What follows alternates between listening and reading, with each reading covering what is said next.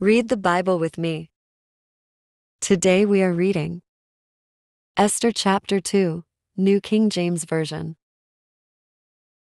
Esther becomes queen. After these things, when the wrath of King Ahasuerus subsided, he remembered Vashti, what she had done, and what had been decreed against her.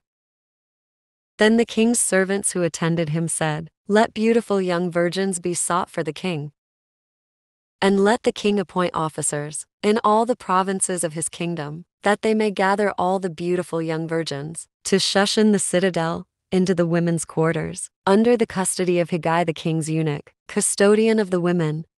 And let beauty preparations be given them. Then let the young woman who pleases the king be queen instead of Vashti." This thing pleased the king, and he did so.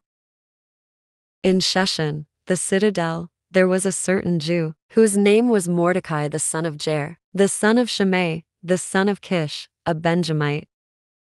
Kish had been carried away from Jerusalem, with the captives who had been captured, with Jeconiah king of Judah, whom Nebuchadnezzar the king of Babylon had carried away.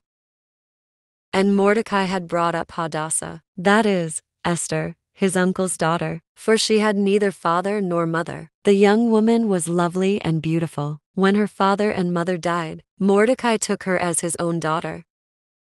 So it was, when the king's command and decree were heard, and when many young women were gathered at Shushan the citadel, under the custody of Hegai, that Esther also was taken to the king's palace, into the care of Hegai the custodian of the women.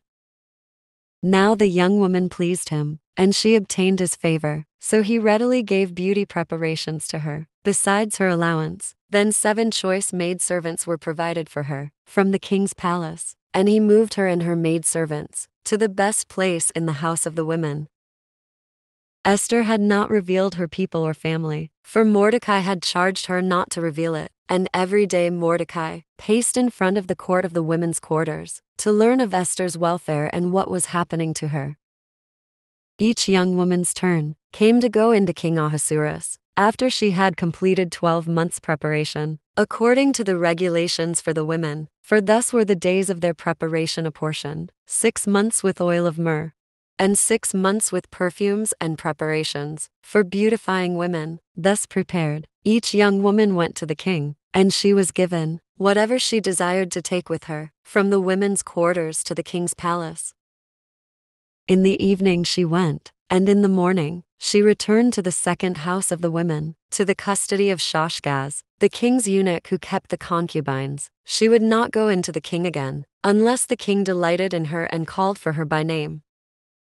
Now, when the turn came for Esther, the daughter of Abihail the uncle of Mordecai, who had taken her as his daughter, to go into the king, she requested nothing but what Hegai the king's eunuch, the custodian of the women, advised, and Esther obtained favor in the sight of all who saw her.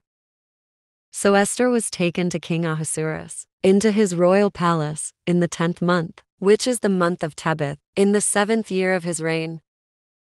The king loved Esther more than all the other women, and she obtained grace and favor in his sight more than all the virgins. So he set the royal crown upon her head, and made her queen instead of Vashti.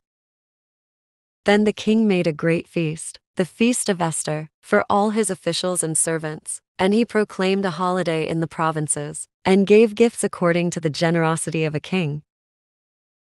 Mordecai discovers a plot. When virgins were gathered together a second time, Mordecai sat within the king's gate. Now Esther had not revealed her family and her people, just as Mordecai had charged her, for Esther obeyed the command of Mordecai, as when she was brought up by him. In those days, while Mordecai sat within the king's gate, 2 of the king's eunuchs, Bigthan and Teresh, doorkeepers, became furious, and sought to lay hands on King Ahasuerus.